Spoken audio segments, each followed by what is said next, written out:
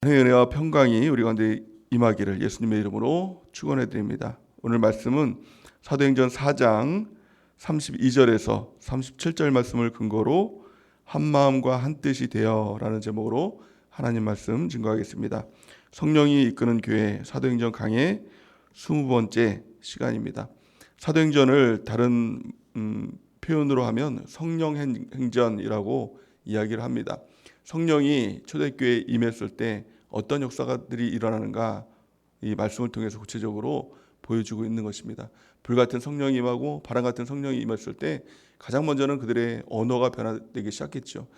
이전에는 자기가 하고 싶은 말 하고 또 감정에 따라서 또 상황에 따라서 또 사람에 따라서 했던 말이 성령이 말하게 하심을 따라 그 입술이 변화되는 역사, 이것이 성령의 가장 큰 첫 번째 역사였던 것입니다. 그래서 우리가 성령의 충만을 받으면 우리 말이 변하는 것입니다. 세상적인 말을 하고 또 뭐 상황대로 느낌대로 말했던 사람들이 하나님의 말씀을 말하게 되고 성령의 말하게 하심을 따라서 하나님께서 주시는 그 말을 하는 사람으로 변화되는 그 역사들이 일어나게 되는 것이죠. 또한 그것으로 그치는 것이 아니라 오직 성령이 너희에게 임하시면 너희가 권능을 받고 라고 했던 예수님의 그 말씀 그대로 그들이 능력을 받았습니다. 권능을 받았습니다. 그래서 이 앉은 뱅이 40년 동안 못 일어나고 성전 미문 앞에서 구걸을 하던 앉은 뱅이를 예수의 이름으로 선포함을 통해서 그를 일으키는 하나님의 역사를 또 경험하게 되죠. 성령이 임하게 되면 실제적으로 이런 기적들이 일어나게 되는 것입니다. 병을 치유하는 역사들이 나타나게 되고 또 문제 가운데 있었던 것이 해결함을 받는, 또 내 문제뿐만이 아니라 다른 사람의 문제도 치유하고 도와주는 그런 성령의 역사들, 기적의 역사들이 실제적으로 우리 가운데 나타나게 되는 것이죠. 이것이 예수 이름의 능력이다라고 또한 성경은 말씀하고 있는 것입니다. 또 뿐만이 아니라 그 일들을 통해서 많은 사람들이 모여들었을 때 베드로가 하나님의 말씀을 선포하니 3,000명이나 되는 사람, 그 모든 그 사람들이 주님께로 돌아오고 침례를 받고 예수님을 믿고 구원받고 천국 가는 하나님의 역사가 나타나게 되는 것이죠. 또 뿐만이 아니라 또 말씀을 증거하니까 남자만 5,000명이 또 회개하는 역사들이 나타나게 되는 것이죠. 남자만 5,000명이라는 것은 뭐 남녀노소 다 합하면 10,000명이 넘는 그 사람들이 주님께로 돌아왔다는 것입니다. 이 일들을 통해서 초대교회가 많은 부흥들이 일어나게 되죠. 최소한 2만 명이 넘는 초대교인들이 주님께로 돌아오는 하나님의 역사들이 나타나게 되는 것이죠. 이 성령의 역사는 이와 같이 이 변화되는 역사가 나타나게 됩니다. 누가 변화됐습니까? 이 사도들이 변화됐죠. 예수님의 사건들 앞에서 두려워서 떨던 이 사도들이 그래서 뿔뿔이 다 흩어졌지 않습니까? 베드로는 3번씩이나 예수님을 모른다고 부인하고 또 저주했던 이 베드로의 모습이 성령을 받고 완전히 변화됐습니다. 예수님을 위해서 담대하게 말씀을 선포하는 것이죠. 예수님을 죽였던 이 사람들, 이 종교 지도자들이 시퍼렇게 눈뜨고 살아있는 그 시대에 그들을 향해서도 담대하게 선포를 하죠. 내가 사람의 말을 듣는 것이 하나님의 말을 듣는 것보다 더 나은가 너희가 판단하라 라고 할 정도로 이런 담대함이 있었습니다. 성령이 임하게 되면 이와 같은 담대함이 임하게 되는 것이죠. 정말 살든지 죽든지 망하든지 흥하든지 오직 주의 영광을 위해서 살아가는 이런 역사들이 나타나게 되는 것이죠. 성령이 임하게 되면 눈이 띄어서 천국을 바라봅니다. 그렇기 때문에 이 땅에서 뭐 두려워할 것이 없는 것입니다. 죽는 것도 두려워하지 않고 망하는 것도 두려워하지 않고 오직 하나님의 뜻을 위하여서 오직 하나님의 복음을 위하여서 달려가는 그런 인생을 살아가게 되는 것입니다. 또한 오늘 본 말씀에 보면 이 공동체에 하나님께서 어떻게 역사하시는가라는 것들을 보여주고 있는 것입니다. 사람은 사실 변하지 않는 존재라고 또한 성경도 이렇게 말씀하고 있습니다. 구약 성경에 보니까 구스인이 그 피부를 검게 할 수 있겠느냐. 그러니까 쉽게 말하면 흑인이 이 피부를 검게 이 피부를 희게 할 수 없지 않습니까? 그러니까 성경도 그렇게 말씀하고 있는 것이죠. 또한 표범이 그의 가죽을 변하게 할 수 있겠느냐? 그렇게 할 수 없지 않습니까? 이와 같이 사람도 변화되는 존재가 아니라고 성경은 말씀하고 있는 것입니다. 우리도 그것을 알고 있죠. 또 삶을 통해서 경험을 통해서 야, 사람은 정말 변하는 존재가 아니구나라는 것들을 이렇게 경험하게 됩니다. 그런데요, 성령이 임하게 되니까 사람이 변하다라는 것입니다. 사람이 변화되는 그 역사, 이것이 기적인 것이죠. 오늘 이 성경 말씀을 통해서 사람이 변화되는 놀라운 역사들을 보여주고 있는 것입니다. 특별히 공동체에 성령이 임하게 됐을 때 어떻게 그 사람들이 변하게 되는가, 오늘 본 말씀은 그것을 우리 가운데 보여주고 있는 것입니다.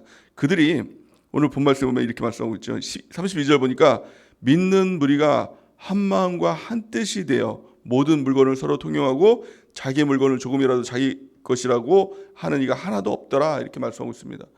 이 모든 무리, 믿는 무리라고 이렇게 얘기를 하고 있는데, 이것은 뭐 열댓 명 뭐 그렇게 되는 인원이 아닙니다.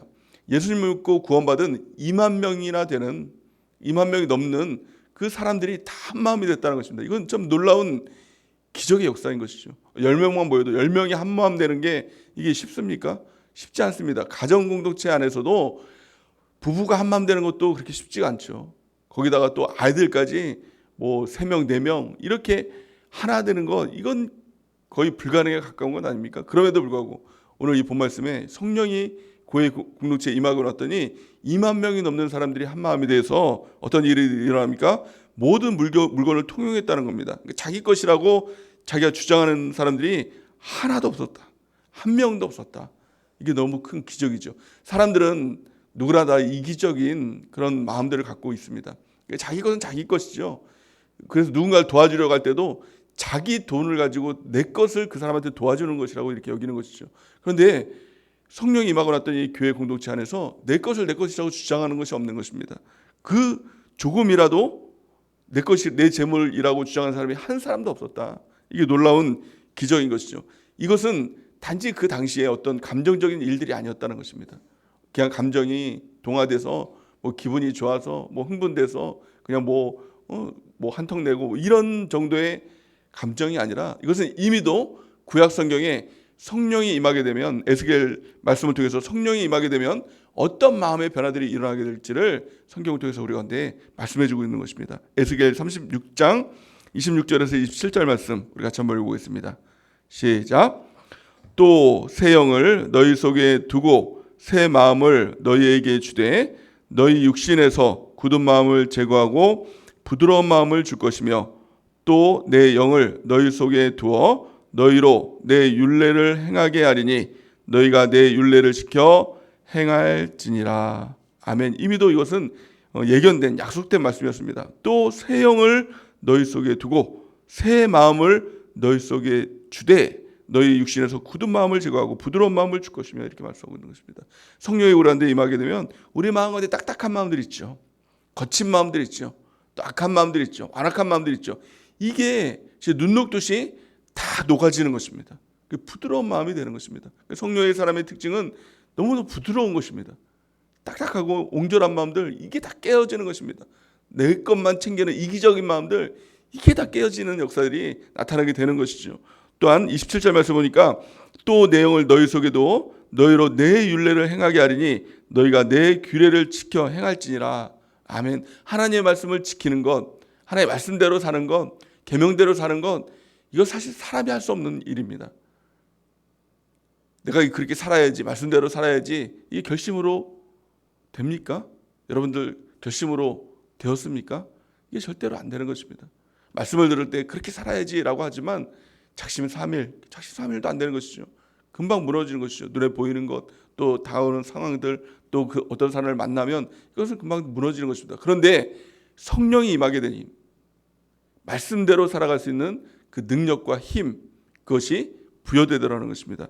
또 내 영을 너희 속에 두어 너희로 내 율례를 행하게 하리니 너희가 내 규례를 지켜 행할지니라. 성령께서 그렇게 하게 하신다는 것입니다. 성령이 임하게 되면 누구라도 하나님의 말씀을 읽고 또 말씀을 듣고 말씀을 지켜 행하는 복된 자로 살아갈 수가 있게 되는 것입니다. 그 중에서 하나님의 율례를 지켜 행하게 하리니, 하나님의 계명을 지켜 행하게 할 때 그 계명의 핵심이 무엇일까요? 성경 말씀의 가장 큰 계명의 핵심, 그것을 예수님께서는 그것이 바로 사랑이다 라고 우리 가운데 가르쳐주고 있는 것입니다. 마태복음 22장 37절에서 40절 같이 한번 읽어보겠습니다. 시작. 예수께서 이르시되 내 마음을 다하고 목숨을 다하고 뜻을 다하여 주 너희 하나님을 사랑하라 하셨으니 이것이 크고 첫째 되는 계명이요 둘째도 그와 같으니 내 이웃을 내 자신같이 사랑하라 하셨으니 이 두 계명이 온 율법과 선지자의 강령이니라. 아멘. 성령이 임하게 될 때 하나님 말씀 계명대로 살아갈 수 있는 힘과 능력을 부여해 주시는데 그 핵심이 무엇이냐? 그것이 바로 사랑이라는 것입니다. 그 성령의 9가지 열매를 여러분들 기억하고 있죠? 그 열매가 무엇입니까? 그것이 가장 첫 번째가 사랑이죠. 사랑과 희락과 화평과 오래 참음과 자비와 양선과 충성과 온유와 절제, 이 9가지 열매, 이것들을 맺게 해주는 것이죠. 이 열매는 사실 하나의 열매인 것입니다. 그래서 그 성령의 열매라고 할 때 원어로 보면 단수로 쓰여져 있는 것을 볼 수가 있는 것이죠. 성령이 임하게 되면 이 모든 것들이 우리 마음 가운데 맺혀지게 된다는 것입니다. 그 핵심이 뭐냐? 가장 첫 번째 나온 사랑이다라는 것입니다. 성령이 임하면 하나님을 뜨겁게 사랑하게 됩니다. 그냥 사랑하는 것이 아니라 마음을 다하고 뜻을 다하고 목숨을 다해서 그 하나님을 사랑하는 그 열정들, 그 마음들, 그것이 충만해지게 되는 것입니다. 뿐만이 아니라 또한 두 번째도 그와 같으니 내 이웃을 내 몸과 같이 사랑하라 할 것이다.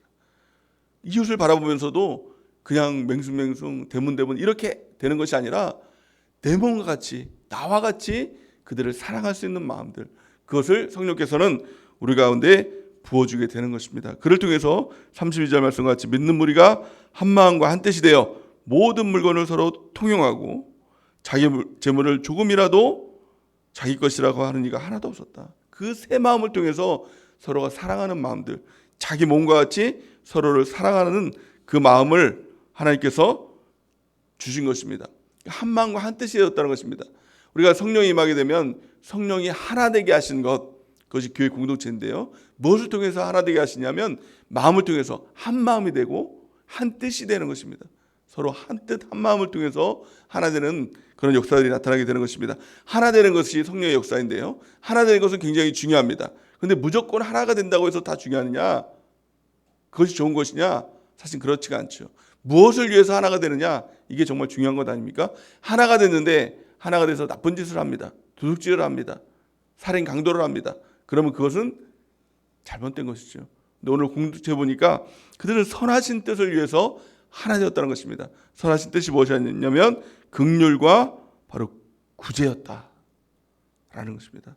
그 성령이 교회 공동체에 임하게 되면 이런 선하신 역사들이 나타나게 되는 것입니다. 긍휼을 여기게 되고 구제하게 되는 그 하나님의 역사가 나타나게 되는 것입니다. 그 중심이 무엇이었을까요? 하나 되게 하는 그 중심, 성령이 임하게 되고 성령이 역사하게 되는 그 중심이 무엇이었느냐? 오늘 성경 말씀에 보니까 큰 은혜를 받았다는 것입니다. 그래서 교회 공동체의 가장 큰 그 능력이 뭐냐? 그 자동차의 엔진과 같은 우리를 움직이게 하는 그 능력이 무엇이냐? 그것이 바로 큰 은혜를 받는 것입니다. 33절 우리 같이 한번 읽어볼까요? 오늘 본 말씀 33절 시작.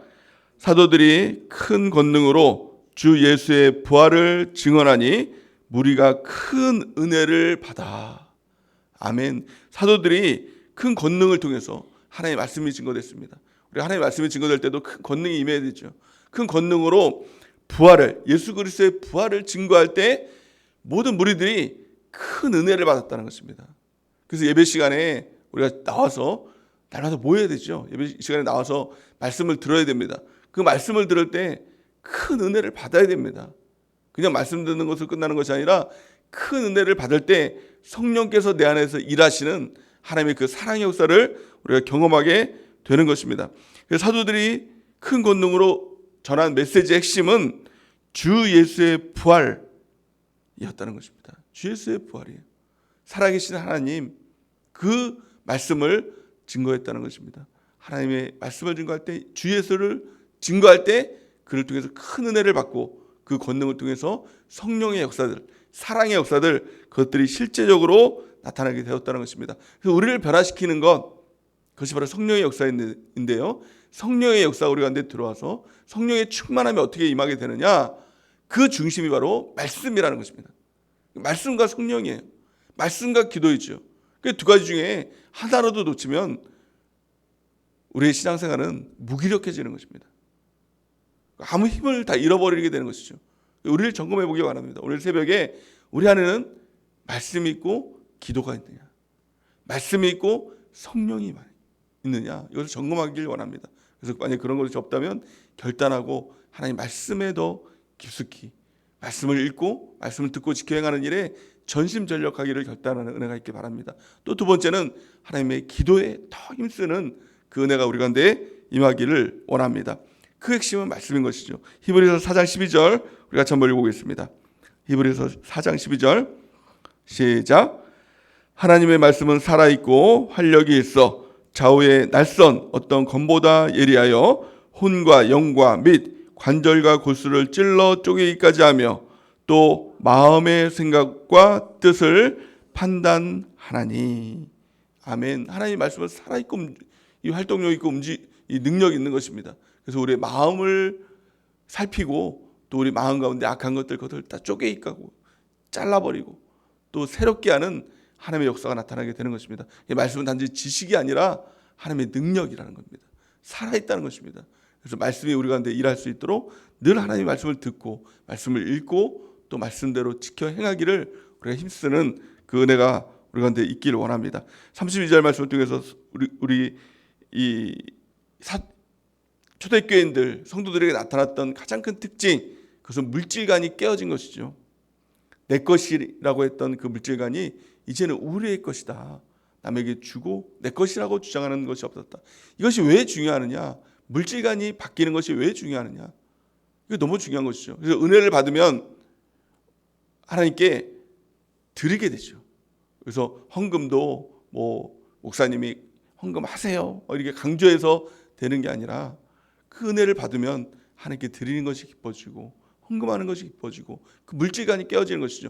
근데 이 물질관이 깨어지는 것이 왜 중요하냐라는 것입니다. 가장 물질관이 깨어지는 그 핵심은 주인입니다. 사람들은 다 내가 주인이라고 그렇게 여기면 살아가죠. 그 내게 있는 돈 이거 다 내 것이라고 여기면 살아갑니다. 그런데 사실은 가만히 바라보면 물질이 주인된, 돈이 주인된 그런 삶을 살아가고 있는 것들을 볼 수가 있는 것입니다. 그래서 예수님께서도 그렇게 말씀하시죠. 이 세상 재물을 택할 것이냐 하나님을 택할 것이냐 이 둘 중에 하나를 너희가 선택해야 된다 이렇게 얘기합니다.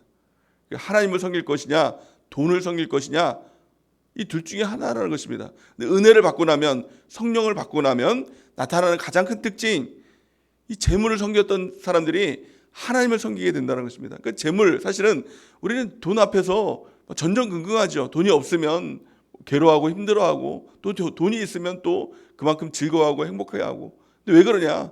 돈 때문에 마음이 자꾸 왔다 갔다 하는 것입니다. 근데 사실은 은혜를 받고 나면 하나님이 주인 되고 나면 돈은 그냥 사용하는 거예요. 있으면 쓰고 또 없으면 안 쓰고 또 돈이 없어서 못 먹고 막 굶어 죽으면 그럼 천국 가면 되지 이 담대함이 있는 것이죠. 돈은 사실 사용하는 거예요. 돈은 종입니다. 사실은요. 돈이 나쁜 건 아니죠. 사실은 돈 자체가 나쁜 게 아니라 돈을 쓰고 내가 부릴 수 있으면 그건 참 유익한 것입니다. 구제도 할 수 있고 또 나에게 필요한 것도 살 수 있고 이게 너무 유익한 것이죠. 그런데 돈이 내 위에 올라가면 이게 주인 되고 나면 이게 너무 악한 것입니다. 이게 우상이 되는 것이죠. 돈 때문에 휘둘리는 것입니다. 돈 때문에 내 시간도 뺏기고 내 감정도 뺏기고 나의 상황도 뺏기고 나의 스케줄도 뺏기고 끌려다니는 인생을 살아가는 것이죠. 근데 은혜를 받고 나면 이 물질관이 확 바뀌는 것입니다. 그래서 예수님께서 이렇게 말씀하고 있죠. 마태복음 6장 24절 우리 같이 한번 읽어보겠습니다. 시작. 한 사람이 두 주인을 섬기지 못할 것이니 혹 이를 미워하고 저를 사랑하거나 혹 이를 중히 여기고 저를 경히 여김이라. 너희가 하나님과 재물을 겸하여 섬기지 못하느니라.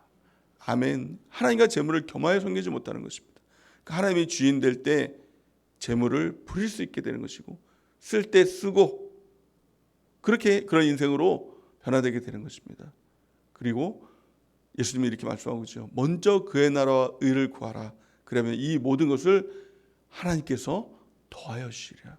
물질은 내가 버는 게 아닙니다. 내 노력으로 내가 쟁취하는 게 아니라 하나님이 더해 주신 겁니다. 우리는 먼저 그의 나라와 의를 구하고 하나님께서 더해 주시는 또 풍족하게 채워주시는 그 은혜를 경험하게 되는 것이죠. 성령이 임하게 되면 큰 은혜를 받게 되면 이 물질관이 받게 되는 것입니다. 하나님만이 나의 주인이십니다. 내가 하나님만을 섬기겠습니다. 라는 그 마음으로 우리가 달려나가게 되는 것입니다. 또 오늘 본 말씀 34절 35절 우리 같이 한번 읽어보겠습니다. 시작. 그 중에 가난한 사람이 없으니 이는 밭과 집 있는 자는 팔아 그 판 것의 값을 가져다가 사도들의 발 앞에 두매 그들이 각 사람의 필요를 따라 나누어 줌이라. 아멘. 은혜의 결과를 통해서 두 단계의 나눔이 이루어지게 되는 것을 성경을 통해서 우리가 볼 수가 있는 것입니다. 가장 첫 번째 이 나눔의 단계는 서로가 가진 것을 함께 나누는 단계입니다.